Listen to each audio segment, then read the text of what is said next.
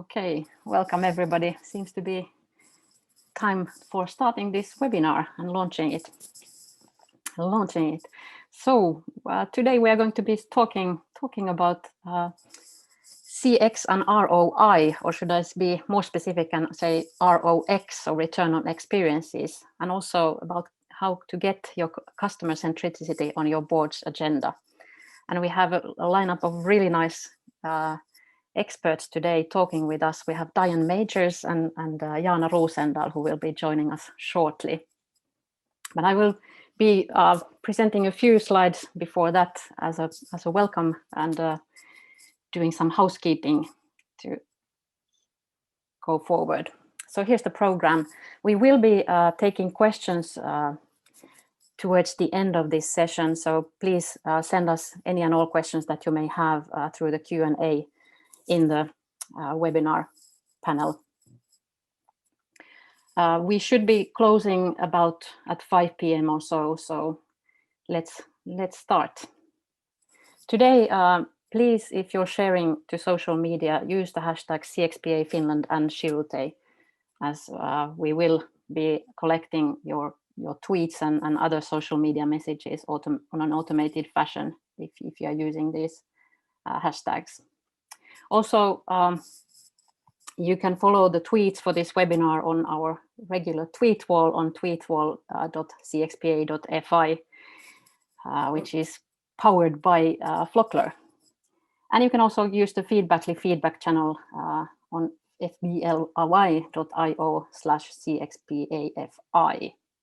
So that's one of the easiest ways to send us questions, unless you can make the Q&A work correctly.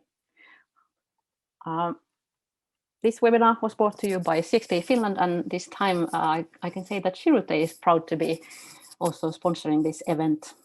We also thank our other partners, Business Finland, Elisa, Haga-Helia VR Group, Feedbackly, Tietotalo, Flockler, and Puheet.com for helping us do these events and present them to you. So we will be, as always, sending you a feedback form after this webinar, and we would like for you to let us know how our webinar has been this time. You can leave your feedback about this webinar at the address bit.ly/CXPFI webinar CX and ROI, and we will be drawing the best-selling customer experience 2 book between everyone who have left some feedback for us this time. Might be 2 of them. Let's see. So it's also possible to continue discussions about this very interesting topic on our discussion forum on forum.cxpa.puheet.info. So please, whether you're speaking Finnish or English, it doesn't matter. We have a discussion going on there about this topic, and we'd like you all to join us in on that discussion. You need to register on cxpa.fi website to be able to join in on the conversations.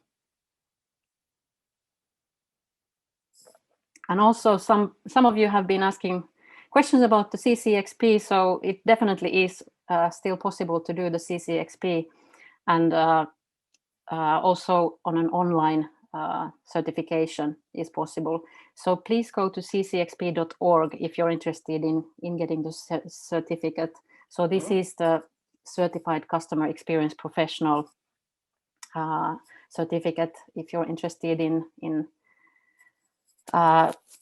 demonstrating your skills in customer experience and employee experiences. So this is really the certificate to get if that is something of interest to you. You can also ask us more information about that if you're interested. Teija Kuustonen, one of the CXPA Finland ambassadors, has been kind enough to write on our discussion forum some tips on how to take your CCXP exam. So you might want to have a look at that while you're on our discussion forum on CXPA Puheet. Also, we have lots of good stuff coming this spring and summer. The ones that we have set the dates for so far are the upcoming CXPA Hack and of course the CX Day, which is a global event happening on the first Tuesday of October. So the first event after this one that we are going to do is a version of our CXPA hack, but we have taken it to the virtual digital realm this time. So it's going to be spent over almost a month.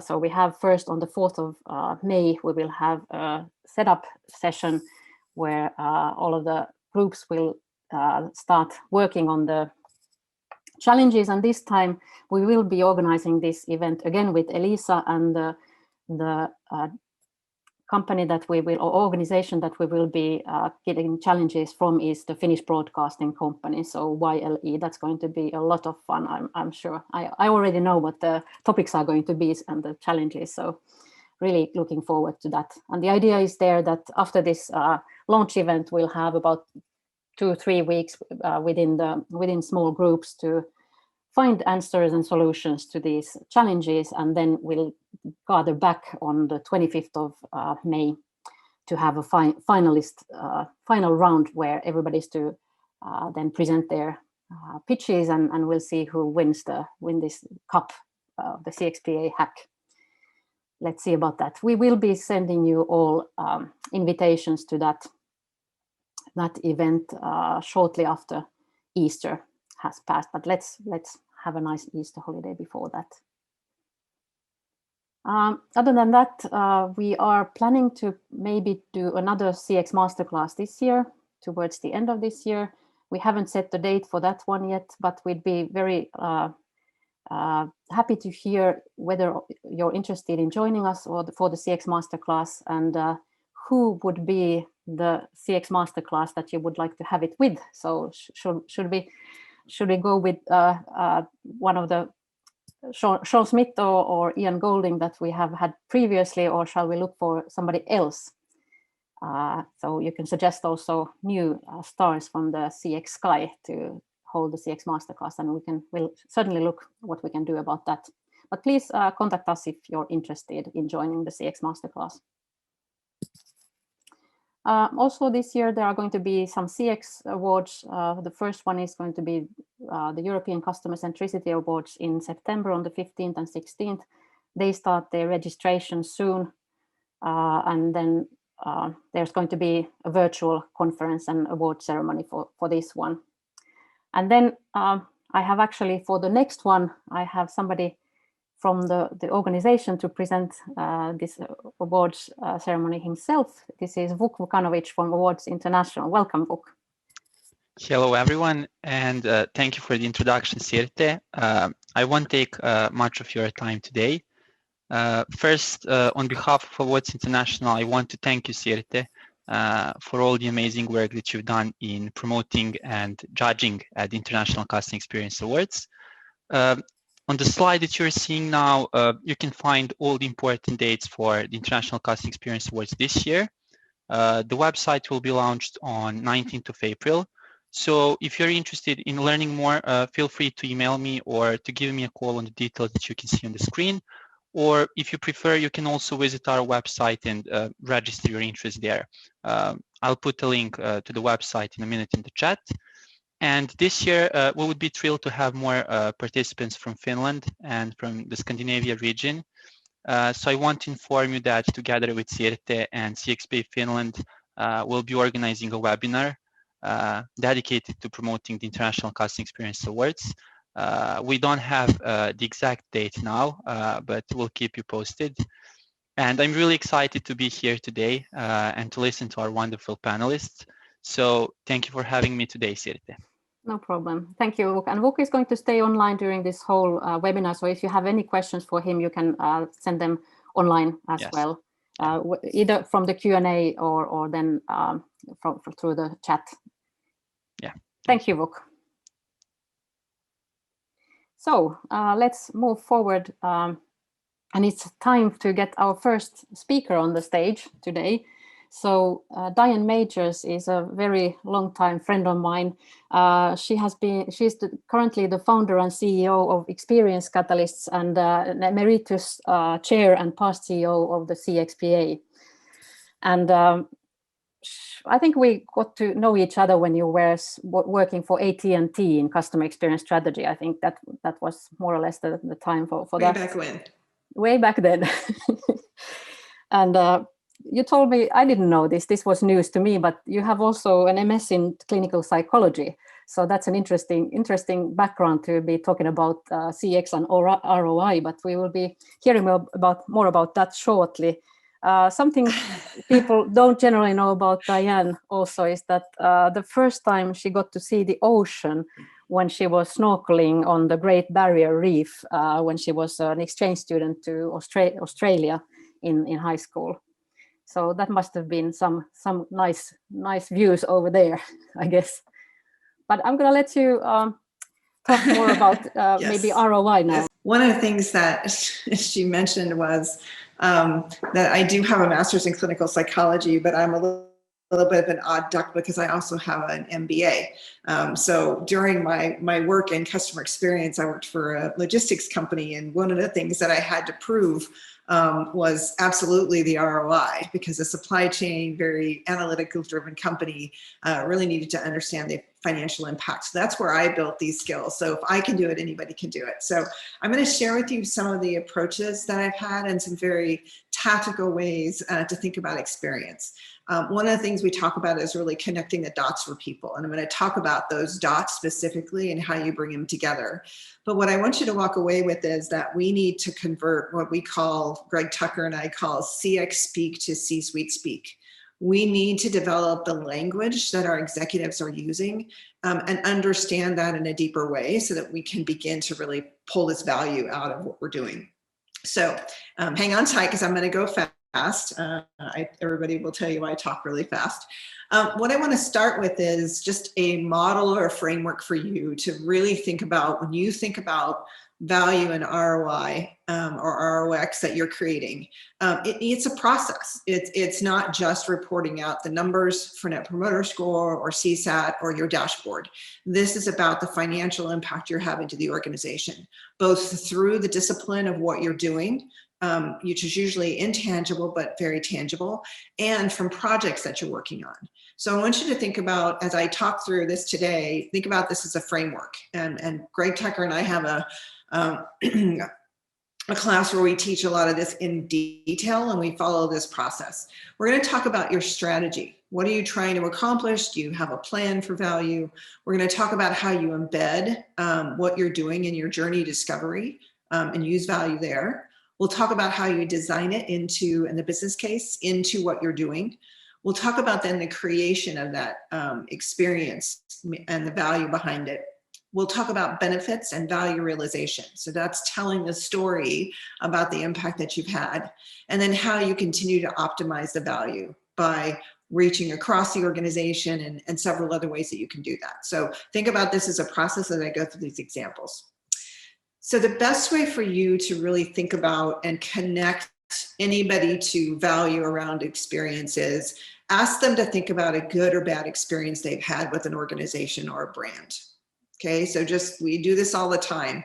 But what I want you to listen for, and I want you to help them translate when they tell you their story, their horror story of going into a restaurant or a travel experience, whatever it is, or a really good one, is help them connect the fact that what the brand did, how they serviced, how they priced, how they marketed, all drove how we felt and how we were able to achieve our goals. You know, were we able to get that awesome meal we were after? Were we able to get in and out of the restaurant quickly? How did it make us feel? You know, was it a delightful experience? Was it like ho-hum kind of, yeah, it's just food?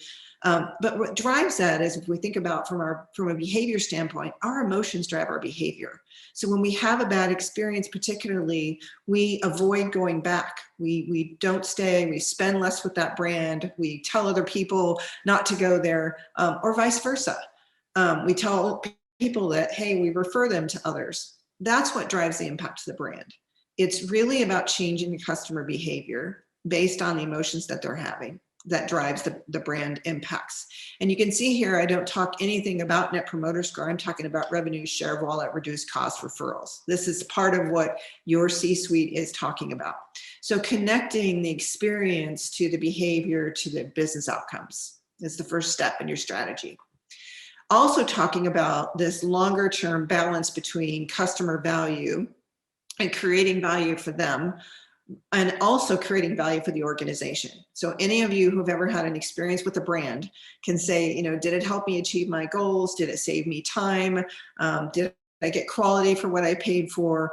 All of those things create value for us. So this is value creation. You're going to hear a lot about this new topic, or if you haven't already, about how we're creating value in the world and with our customers. But it's balanced with the business value. So executives have to understand that we have to do things to create the value for customers, which will show up as value for us. Back to my first example. The second thing I want you to think about is in your strategy, you have to really define what it is you're doing. So one of the things that I always people get really confused about is when you talk about measures or metrics or business value. And I'm going to be very clear, this is my approach to it, and only because I think you'll see the connection here. I talk about measures, experience measures, as things you can count. So clicks to resolve, time to renew a contract, social media mentions, product complaints. It's anything you can count. A metric is an outcome, and it typically reflects a perception. So net promoter score, effort score, word of mouth. It's not connected really to any particular event. It's more about all the things that happen in an overall perception. So that's a metric. Then we talk about value, and this is the actual financial impact. One of the things that I'll demonstrate to you, and I show you this next example, is if you're trying to correlate net promoter with revenue, that's great, but it's not a direct connection. But if you're connecting time to renew contract and reducing that to cost and revenue, accelerating revenue, there is a direct causation between those two. So causation and correlation are two things I want you to be thinking about. You can correlate net promoter score, effort score with your revenue growth, but you can also talk about causation of if we make this change, we're going to drive revenue, productivity, share of wallet. So I want you to think about those two things separately because they're two sides of the value story. Here's an example of this, and I want you to kind of listen to the story about a car automaker who focused on, they had a net promoter score, obviously that was very low at 29, on the negative 29. And then a couple years later, as they went through all of these different changes, they were at a 70. Well, what happened is when they got to 70, the executive said, you know what, we're at a pretty good net promoter score. I think we're kind of done with experience. We've gotten to the point where we're benchmarking. What they didn't realize, what this practitioner had not done, is talked about the financial impact and understood the financial impact even when they had these changes and had a high net promoter score. Turns out they were leaking revenue all along these changes. So they were making changes, but they weren't paying attention to the entire financial number. And the practitioner did not talk about the changes other than the net promoter impact, where she could have talked about word of mouth referrals and reducing cost to acquire, reducing operational costs and defection, and quantify that in dollars. So she was only telling one side of the story, this correlation, and not the causation she was having. So we need to change our story. We need to talk about the fact that we can increase revenue, reduce costs, whatever those numbers are, the financial impact, and as the other side of the story, increase net promoter score, effort, and satisfaction, right? So we need to be talking about both sides of the story. The reason that we need to think about this in our strategy also is as we go into really thinking about what are the executives and the perspectives of the organization, what are people looking for? So think about your CFO versus your HR person versus your CIO versus your operations person. They're all looking for something different. They all understand that there is impact for customer experience, but they think about it in different ways. And you can see some of the examples here.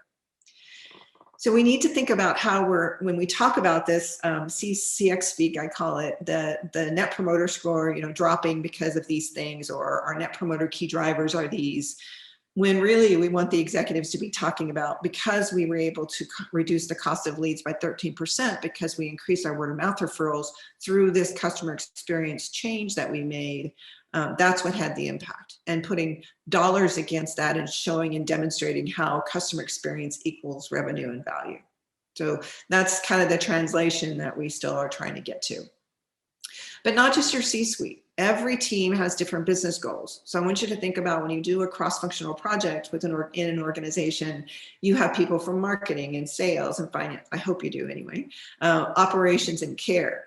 All of them have their own goals they're trying to achieve. And one of the things that I would tell you, I learned early, you can create a project that has some impact for them. They are huge proponents. They are engaged and involved. And that's part of what we need to make sure we capitalize on.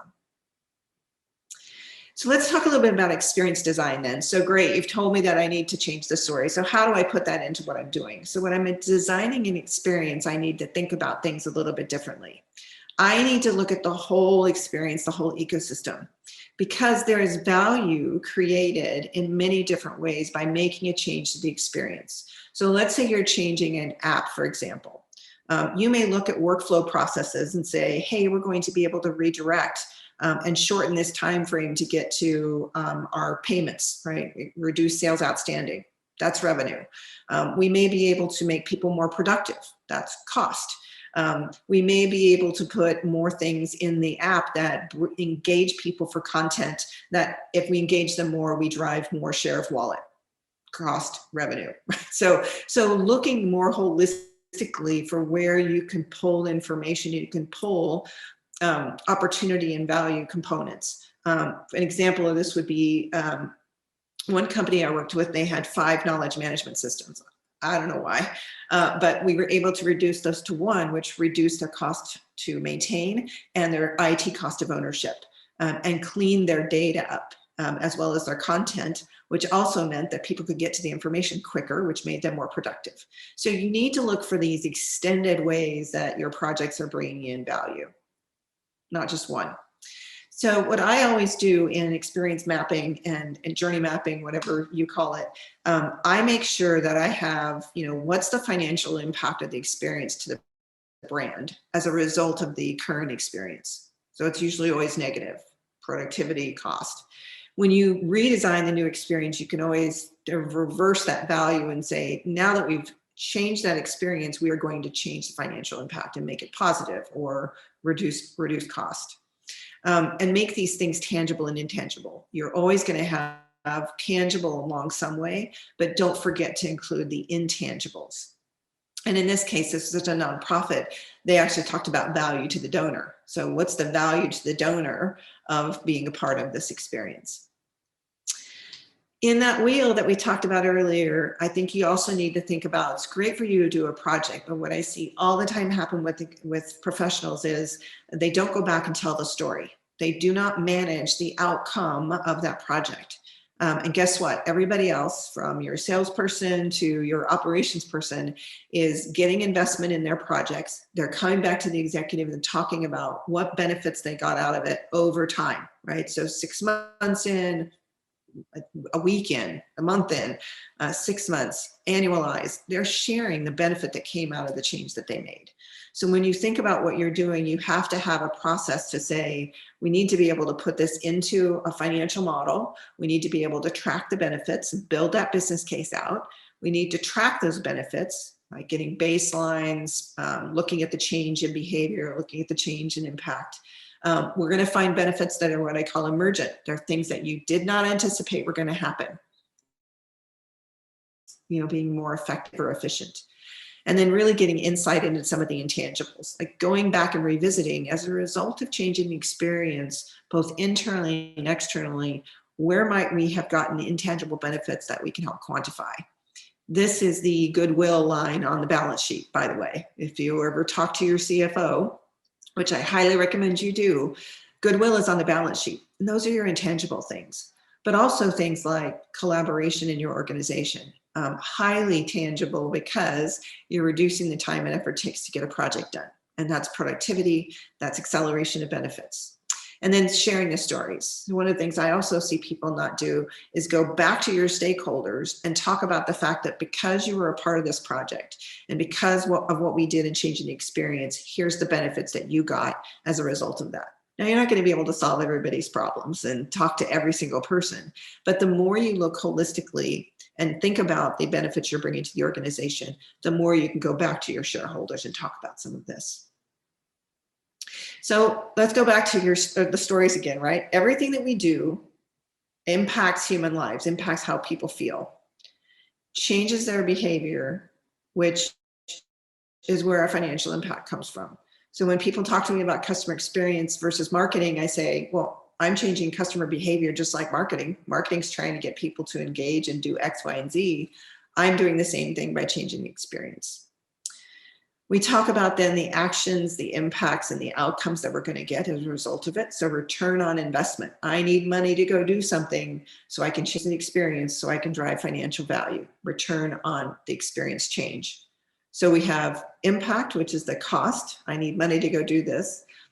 The benefit we're going to get out of it, and that's where your financial impact or ROI is. This is how executives talk. This lower line is where executives are thinking every day about where do we invest that's going to have the most optimal impact. And the thing you need to tell them is, because you're thinking more holistically and doing projects across the journey, the investment and the impact of that can be larger than a small scale one pull of somebody working in their silo. So it's another way for you to talk about what you're doing. And then the best thing you can do is begin to really asking, that question at the beginning of talk about a bad experience you've had. If you also, sorry, my internet's unstable. If you also start to ask the right questions, especially around your growth goals, and say, what if our experience changes could retain 1% more of our base or increase customer lifetime value by 1%? And what I love to do is go to my CFO and say, well, what is 1% of our customer lifetime value? What is that dollar figure? Or cost of marketing? What if we reduce that? What's the dollar value of that? So that people begin to connect the change of experience to the financial impact. And then keep the stories human. So I talk a lot about business value, but we also have to bring the human story alongside of it, so people understand the changes that we're making. Numbers give us credibility, but the stories really move people to action. So I'm not saying go just give your financial story, but really bring that financial story in with the human story on the other side. So delivering experiences is driving value. The potential that you have, that it really isn't being realized. If you think about all the things I've just talked about, how many of those are you doing, and how are you driving your organization?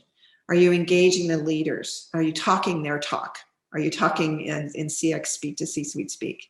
And then what are the approaches that you're using? Do you have a process, tools, formats, and roles that are defined that help you bring value to a very specific, strategic and tactical approach?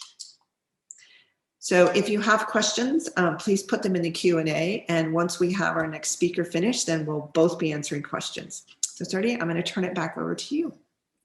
Thank you so much. I think Diane, you were the person who told me to make the CFO your best friend. I think it was from something that you shared with us at some point. I think that was a really great advice, and I've actually put it in my book CX3 now. So thank you for that. That was great sure, advice. My pleasure.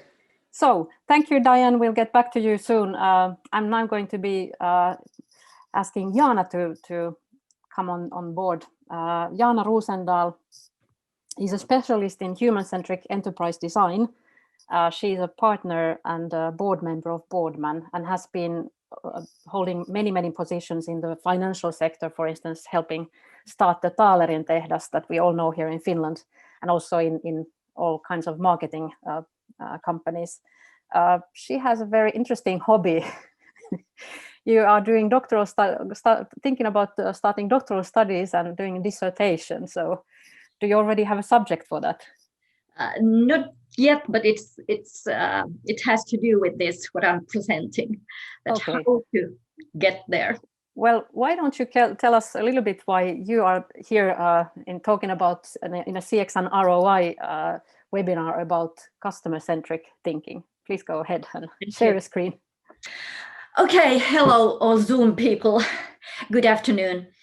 I'm honored to be here. It was great hearing Diane speaking. I'm coming to this from another perspective, but I think they like collide in the middle. I'm trying to make the boards and top teams and owners understand what they need to do for the customers, for the people driving the customer experience in the companies, so that they can help this change happen. My job today is to talk about customers and top management. And by top management, I mean the whole decision-making chain, owners, boards, top management. And for me, leading strategic customer experience means designing customer-centric companies. Because of course, the customer experience is a result of something that companies do, some activities, and every company has it. But the question is how we relate to it. Is it a priority? Is it a nice to have? Is it an afterthought?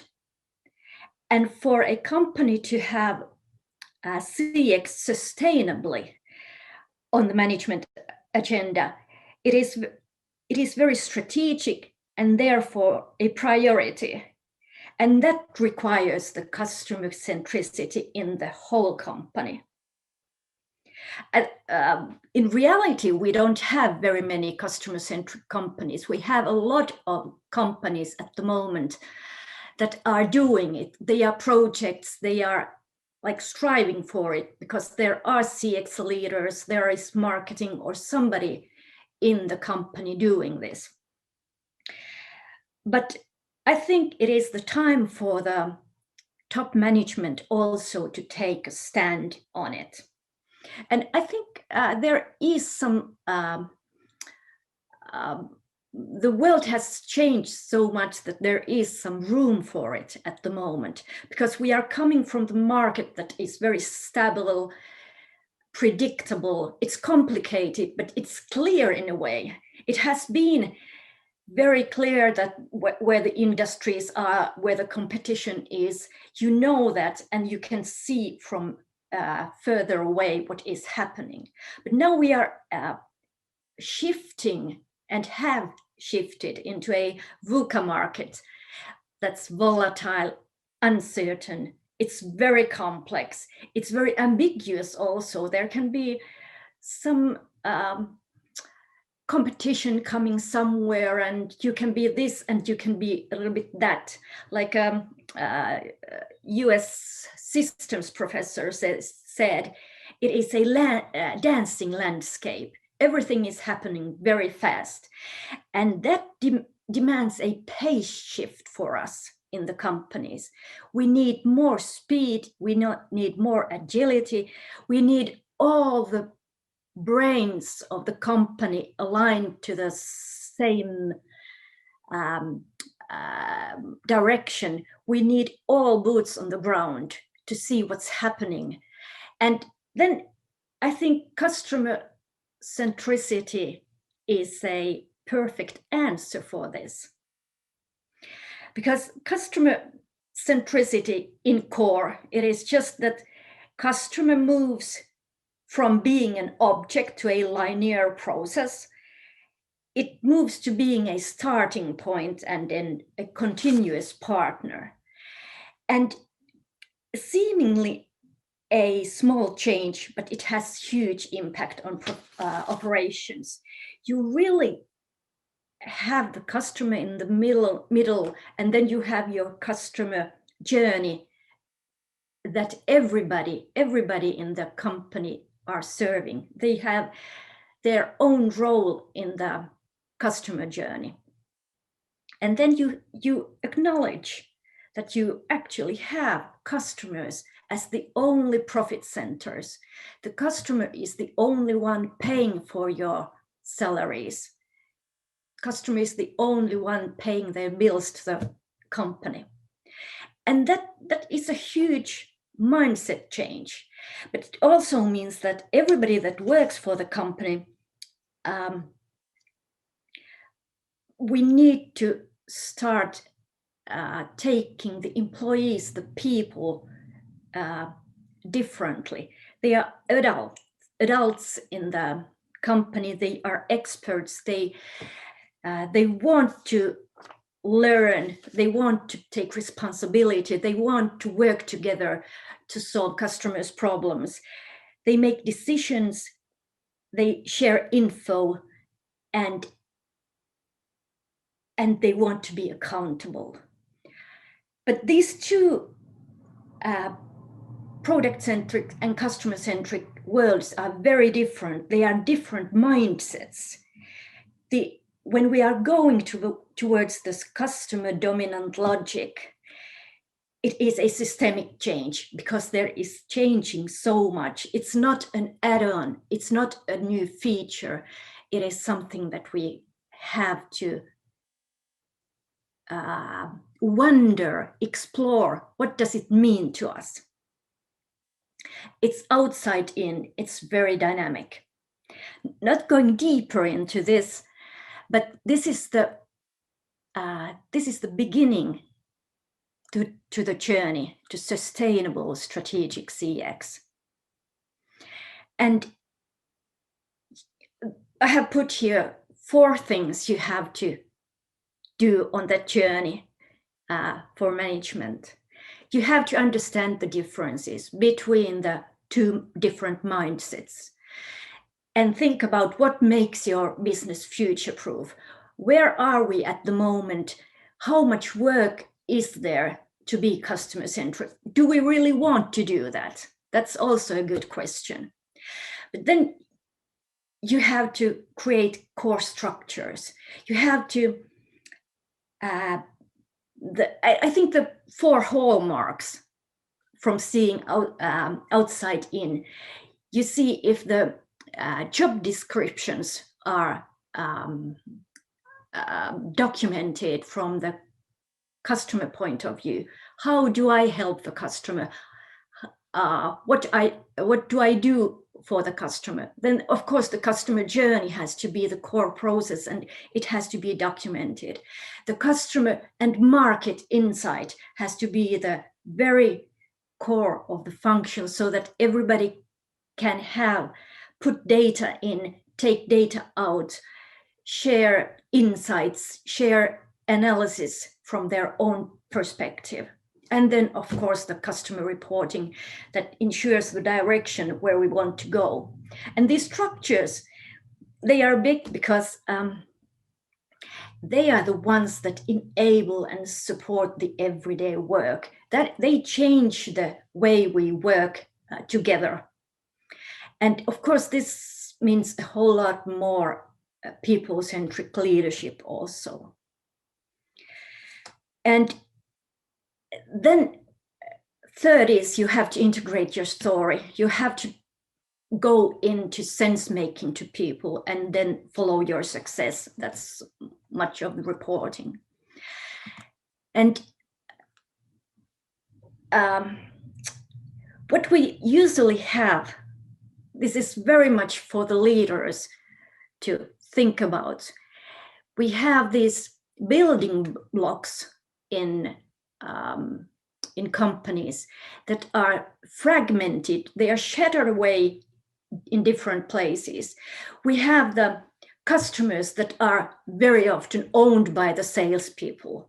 We have brand that is owned by marketing or CX. We have vision that is very, very often from the strategy process. The strategist, very often economic background, they are talking about that. Then we have the culture that HR is talking about. Then we have leadership that nobody's really talking about, but every leader have their individual goals in that. And then we have the why, the purpose, the justification why we exist and the values, the infinite story, as Sinek calls it.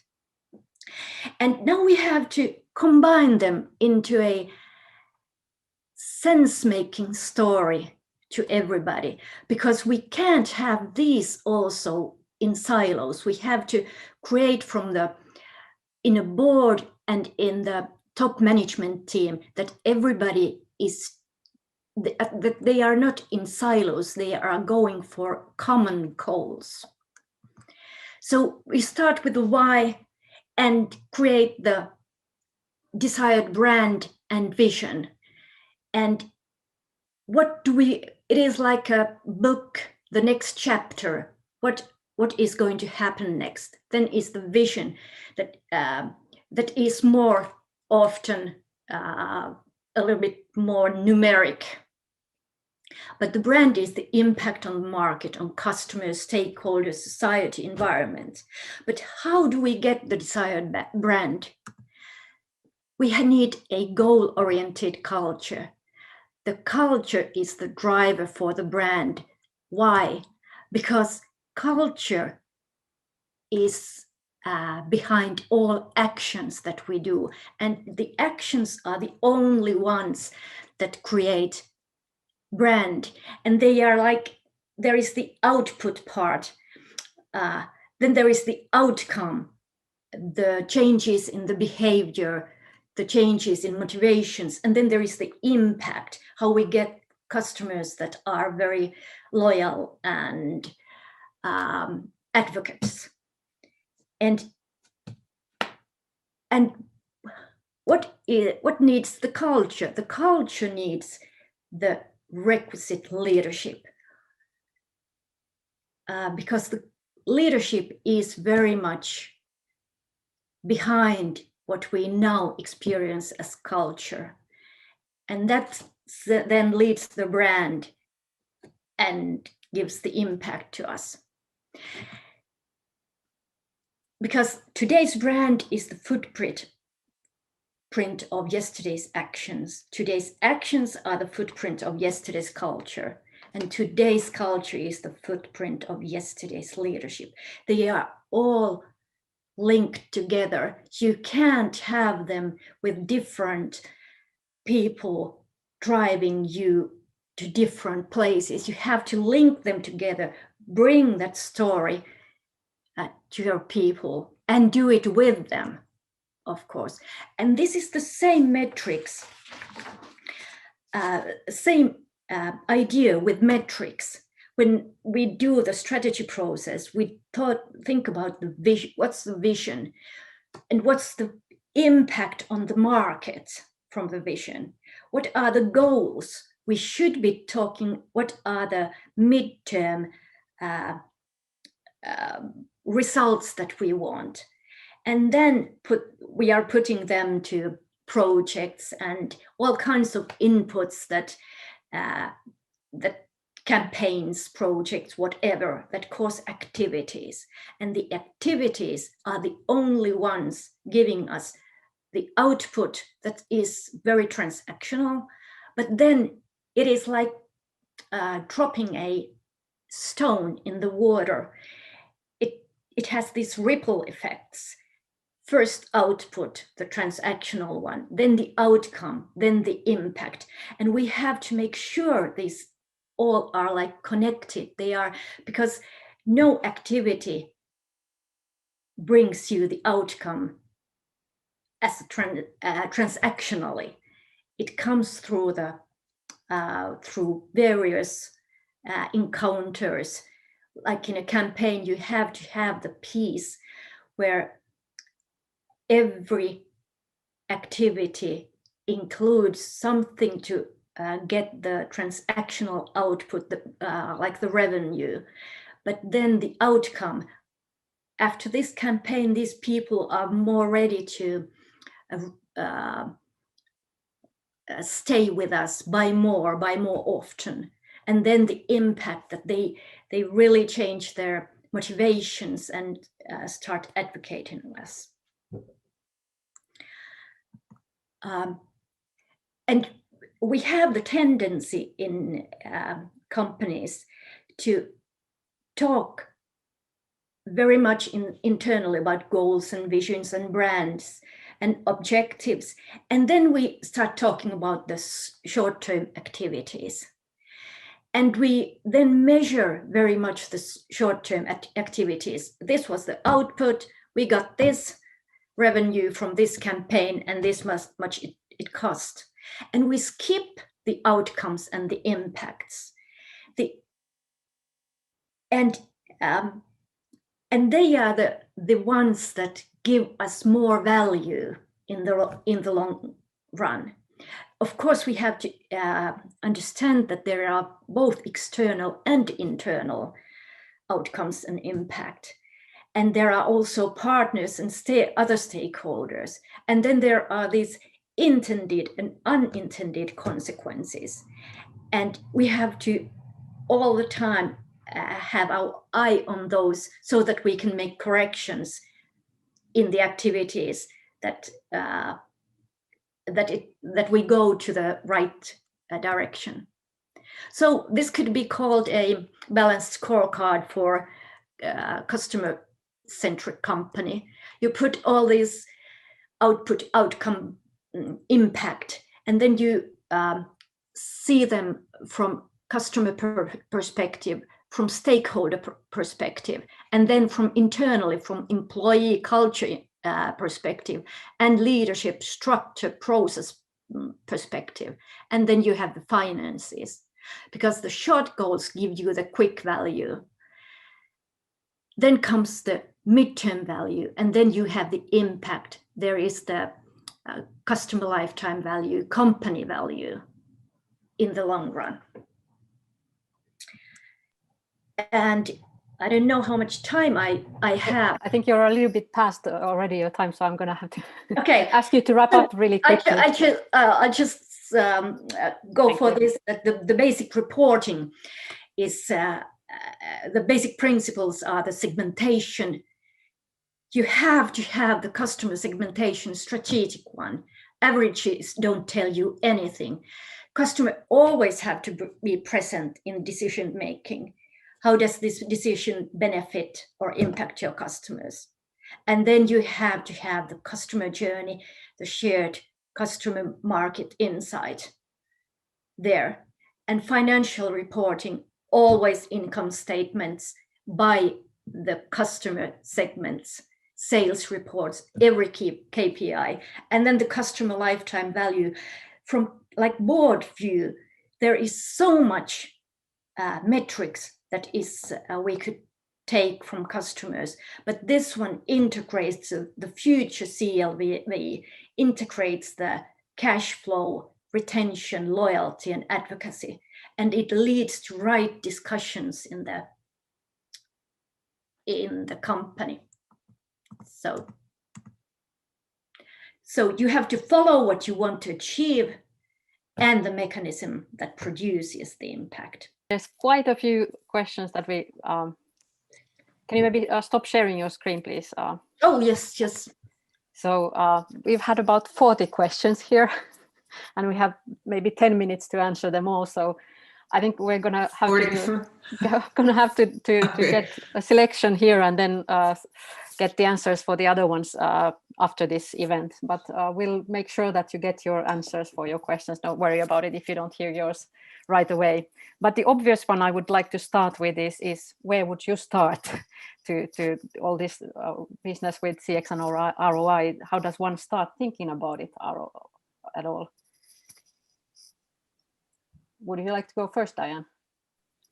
Well, I'll go first, and then you can go, and because you kind of have the higher view, and I'm a little bit more tactical. So I think the first thing I would do, back to your comment initially, was go talk to your CFO. That person understands the financial impact in where they're hearing opportunities. They can help you build out the business case.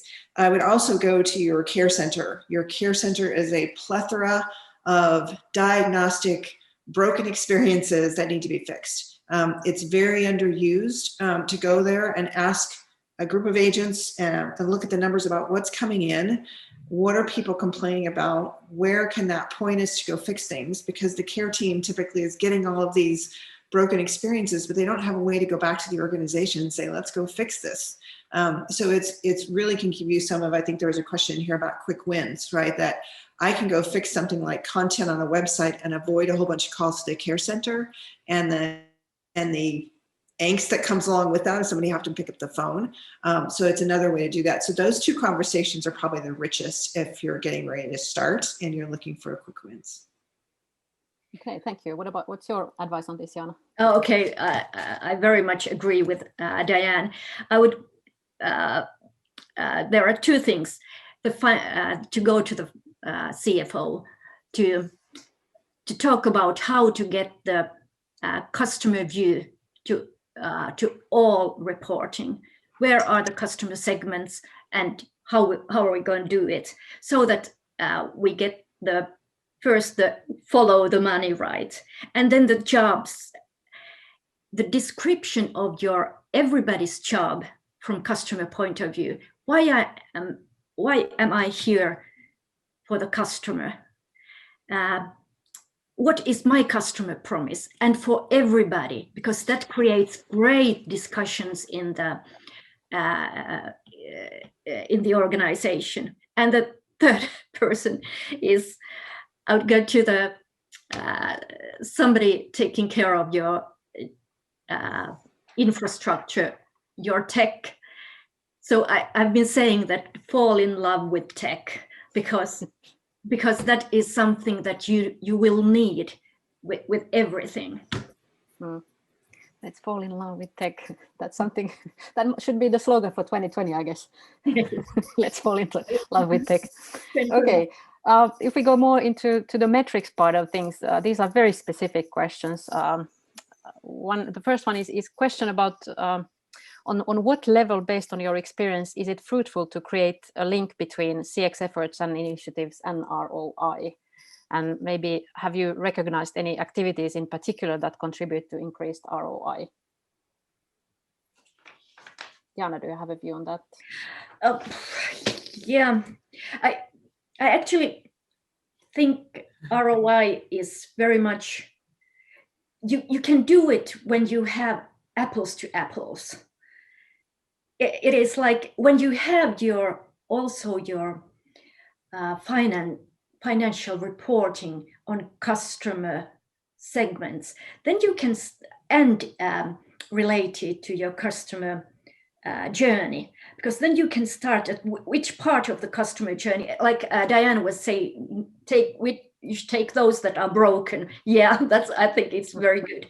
But then you can then count ROI on that. But actually, I am more like going for the big numbers, for the mindset of thinking, because it is very hard for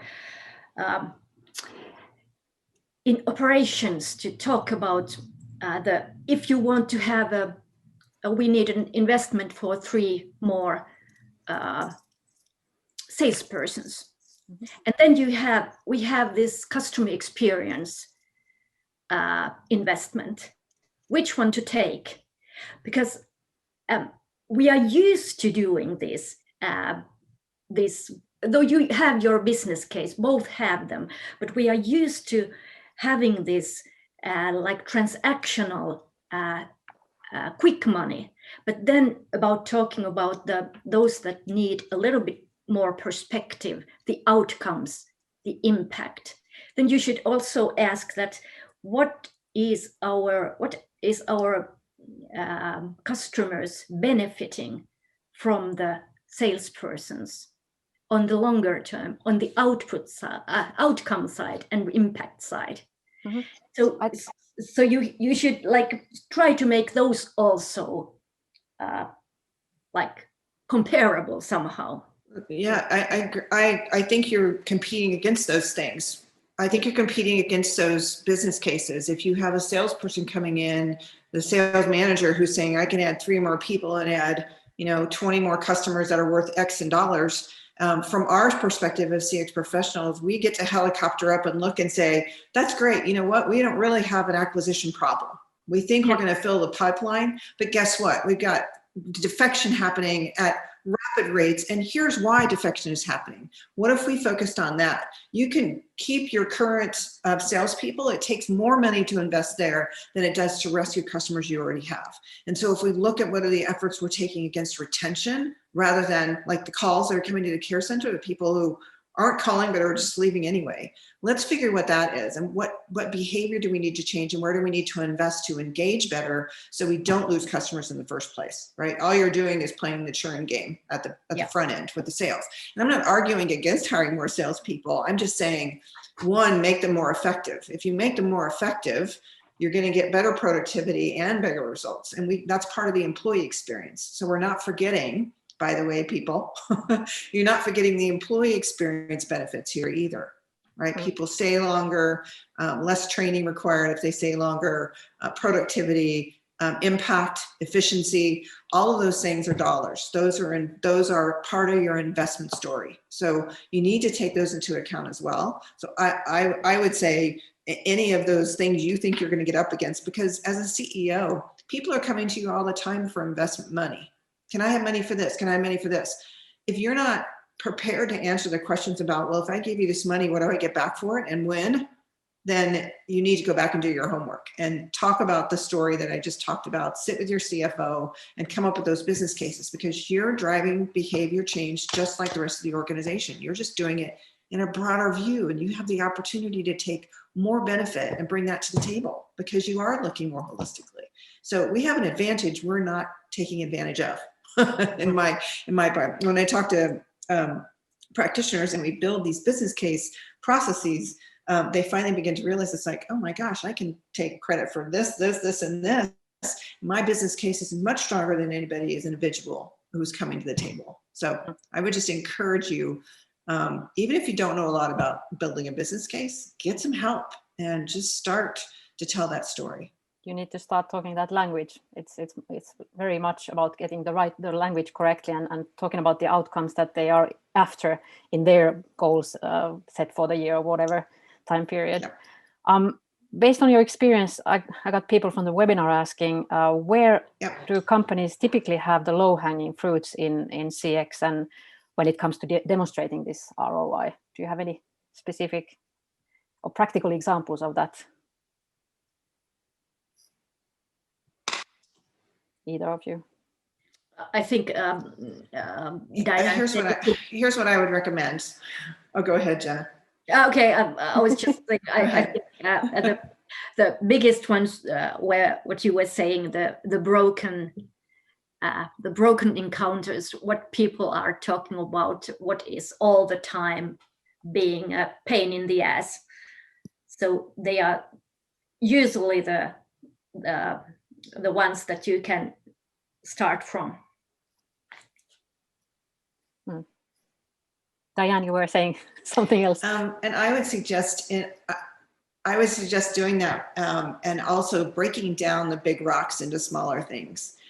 So one of the things that you should not shy away from is something might seem like a big boulder, a big rock that you have to tackle. We had this with a company that does invisible braces, the braces, Invisalign company. And what we discovered was that we were getting a lot of calls and they said, oh my gosh, our CRM system doesn't tell us anything and people are calling and we don't have the right campaigns going. And when we really looked at it, we said, well, that seems like that's a big project to go do. However, when we looked at it, what was happening is we were able to find content on the website that was confusing customers when they called in. And so they had to pick up the phone and call the care center. So while we were seeing this big thing that we had to go fix, we took those smaller things and chunked it off and said, well, we can do that temporarily until we get the bigger problem fixed and reduce calls to the care center and get people to self-serve where they wanted to and stay in the channel that they wanted to. Like, always take something that seems really big and figure, what can I break that down into and get some smaller quick wins? Because there's going to be a lot of quick wins, but they're not going to be as impactful. The other thing I would tell you is those quick wins, building the case studies around those in the business story gives you stories to tell. So you need to have those stories in your back pocket about the financial impact so that you can take those and say, for example, here's what we did X, Y, and Z. So they also create not just good benefit for you, but they also benefit you in being able to go to other parts of the organization and tell that story. I think that's something you brought up when we were talking earlier on, that how important those stories are really for making your business case, that you can actually talk in financial terms in that sense as well, even if it's just small pilots or something. Jana, I have a question for you about the pitfalls and learnings you've maybe had in trying to introduce customer centricity to boards. What has your experiences been on that?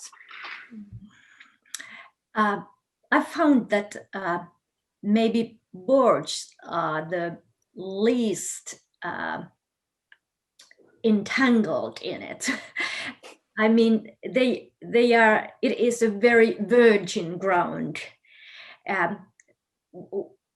You can talk about it, but actually there is the mindset still lacking. That what should be done. It's more on the talk side still, but I think it is changing. Mm-hmm. Diane, what do you think are the key challenges practitioners face in trying to accomplish this link to ROI?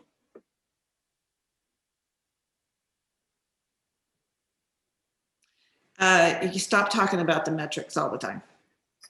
You need to start talking about measures, and you need to be talking about the financials. I think we do ourselves a disservice to keep talking about survey results and net promoter and effort score. They're important, don't get me wrong. I'm all for it because it's a great gauge, but it's a high level gauge. It's not tactical. And right now, especially, companies are running on very tactical, what do we need to do next? We have a unique opportunity right now to bring great information and great approaches and great recommendations to organizations, given all the changes we've gone through and what we're going to go through.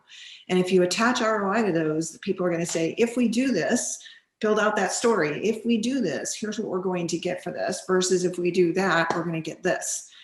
We know that. We know how to think about the experience change and what it's going to do for the organization. So we need to help people to do that. So don't be scared of the financial piece. Like I said, if I can do it, anybody can.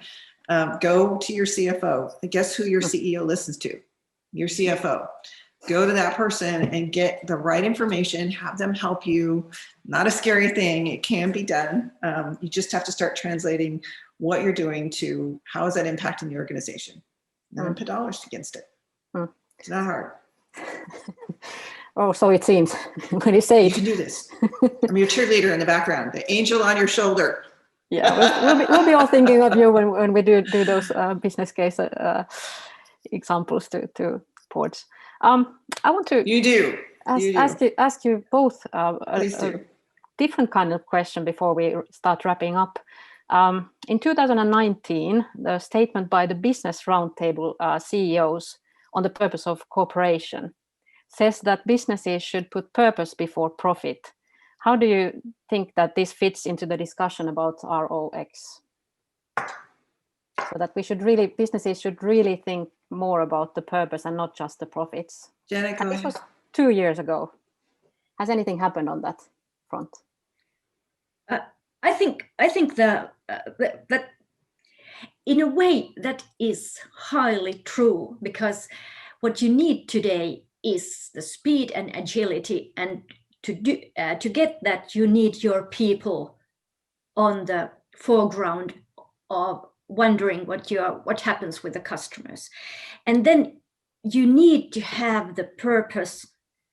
The story I was talking about, you have to integrate the story from the why to the brand and what we are trying to get here, so that everybody's own customer promise is aligned with the companies.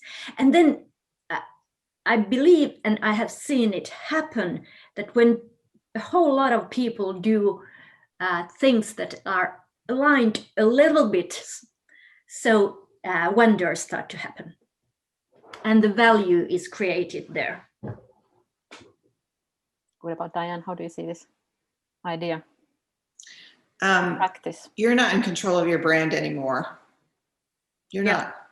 Your customers are. We as customers are in the driver's seat.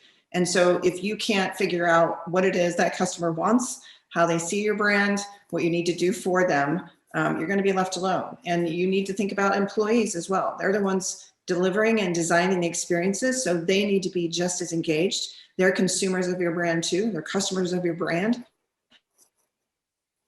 So we're seeing this big shift in the ability for us to engage and understand how the customer, if they were sitting at the table with us at the board table, what they would be saying about the brand and what they need from us, and build our business around that. So I'm all for, you know, if you don't have the customer at the table, literally. We did that at one of the logistics company I talked about at the beginning. We brought a customer into the board meeting, and he talked about the fact that he ran a big cruise ship company. And he talked about the fact that we had done a lot of great things for his company, but where we were falling short, and that he was going to take his business out to bid because we were just not delivering on some things we needed to. This is like a $60 million company contract, right? Not a small change. It brought the board to the fact that we need to be paying attention to these things, because if we're not, customers will leave. And so getting them to really understand it, back to Jenna's point, getting the board to understand the impact of the customer, hearing it directly from them is super powerful.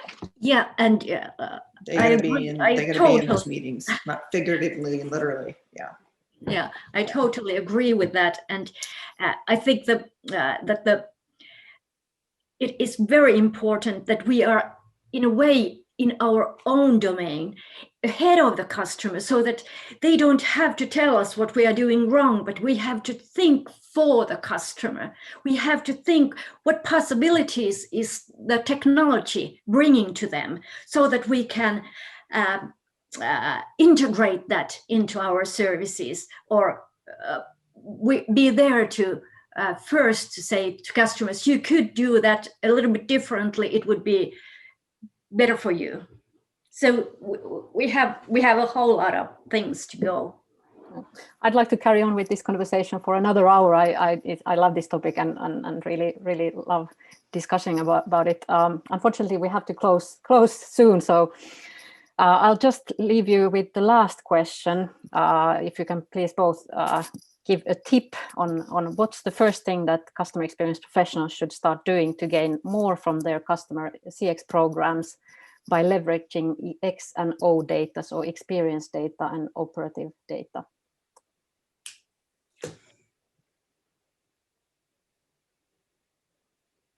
One tip. I missed the last half of that. The benefit of leveraging. You broke up. Sorry. So sorry. So what's the first thing customer experience professionals should start doing to gain more from their CX programs by leveraging X and O data? So experience data and operative data. So integrating those two together. Okay. Go ahead, Jenna.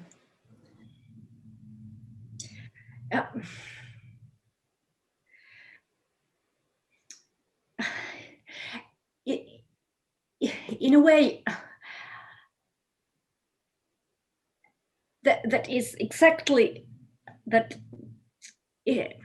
I couldn't say that if you like, you need to have the data, and you have to have your customer journey, how much data you have to integrate everything to your customer journey so that you can map what is important for the customer. So it is hard to say what to do before you have in a way, some of the picture. So that here we come to the next person. You have to go how to get all the data to the customer mapping, but there is one, your people in the company, they know. They usually know the biggest pain points and whatever that we should start doing, because it is very much like I have said that understanding people will be one of the biggest competencies, most important competencies in companies, because there is the customers, they are people, there are our employees that are people, and when you get them together, magic happens. Thank you. Diane, what's your view on this? I'm going to tell you those three. There's 3 W's I want you to remember. The data is the what, right? Data is what's happening, right? I can tell you how many people went to the website. I can tell you how many people called the care center. I can tell you how many people went from the web to the call center now. We didn't used to be able to do that. That's the what. The customer intelligence, the sentiment, the qualitative information, all of that great information you're bringing in about the human is the why. right? You don't have that in the data. Predictive analytics can tell you a lot, but the why comes from what the customer's telling you they're experiencing and what they're going through and the impact it's having on them, back to my first introduction. The third W is what's next. And what Jenna was saying about your employees, they know a ton about what's broken out there, especially people in the care center like I talked about. The what's next is design thinking. It's taking that information and thinking about what can we do with the information that we have to really build those differentiated experiences. So use the 3 W's. That'd be mine. That'll be what's, the why, and what's next. Easy to remember. Thank you. Thank you both of you for really interesting presentations. And thank you for this conversation. I'm sure we are going to be continuing it for a while, probably still after this webinar is finished. If you're interested in reading more, we have published on CXPA.fi website some of the blogs that Jana has shared with us, and Diane has written a blog in 2 parts for us. So please have a read of those if you're interested. Also, somebody asked about the slides. They will be shared on CXPA.fi, except for Diane's, which one you will have to request from her kindly, because she said that she's good to give it to, but let's not put it on our website. Thank all our partners for this webinar and for supporting us during this whole year. Again, this year we are talking, our theme for this year is experience economy, and what that means we'll be shortly hearing more about in this continuing series of webinars. And I hope that many of you will be joining us for the CXPA hack, which is in May, starting on the 4th of May. And like I said, we will be sending you more information on that shortly. So please have a look at your emails or our social media channels and our website on CXPA, www.cxpa.fi. Thank you for everybody for participating today, and we look forward to seeing you soon again.